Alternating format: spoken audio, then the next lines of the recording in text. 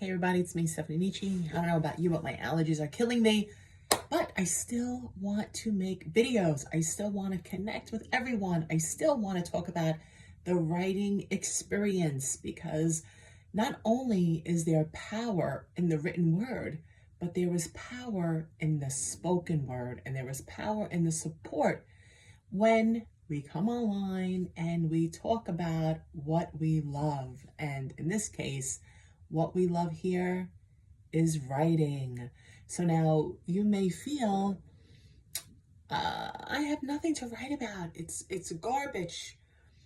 I wrote for an hour yesterday and it was completely, it just sucked. But you don't realize the other things that are going on while you're sitting there, and wonderful release of the emotion we're feeling at that moment.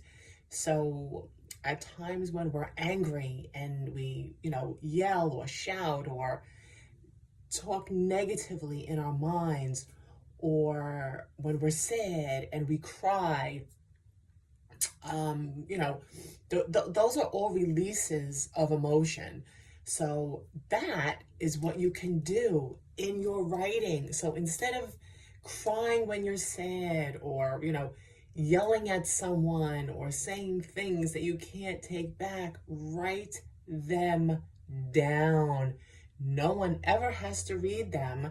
And if you tuck them away in a nice little file, later on down the line, you might create this character and you might need that character to say some horrible, terrible things that on a normal day, you may not think of yourself to write. But now you have it here in the file because you had a horrible, terrible day and you wrote that experience down. More power in writing is when you feel like you're not going to use that, kind of like I just said, but it comes around and directs you to a different place. So you may have your intentions on one focused piece or one focused scene, and you feel like this is the way the dialogue is going to go. But as you write it out, those things change and can take you in a totally different direction. And I think it also helps with what, some like to call writer's block. I don't know if I typically believe in writer's block. Sure, there's moments that we don't feel like writing. I mean, there's moments that we don't feel like cooking, but we have to eat, and we don't call it cooking block or, showering block or exercising block or sleeping block. No, we just don't feel like doing it at that moment. We don't, for whatever the reason, maybe we're preoccupied in our minds. We have other things going on.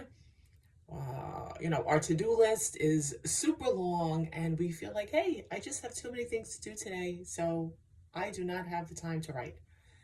So I don't know about writer's block, but if that is what you call it, as that is what you like to refer to it as, writer's block, write something out. Get out of that writer block. Maybe write about the writer's block. Write about how you feel at that moment that you cannot get any words out. And it does not have to be perfect. That's what drafts are for. And it's just like writing in a journal. It doesn't have to be perfect. No one else is going to read this other than you. And it's just something for you to look back on. Something for you to, say, hey, I wrote this the other day. Let me read it. So even if an idea didn't pop into your head while you were writing it, when you go back and read it and go back to the place you were, now you're in a different headspace.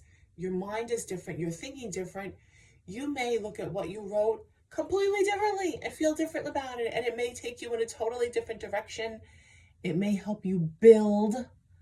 So yes, write. Even when you don't feel like writing, even when you feel like your writing stinks, even if you feel like, what is this nonsense? I just don't feel like doing this today. You're a writer. Write.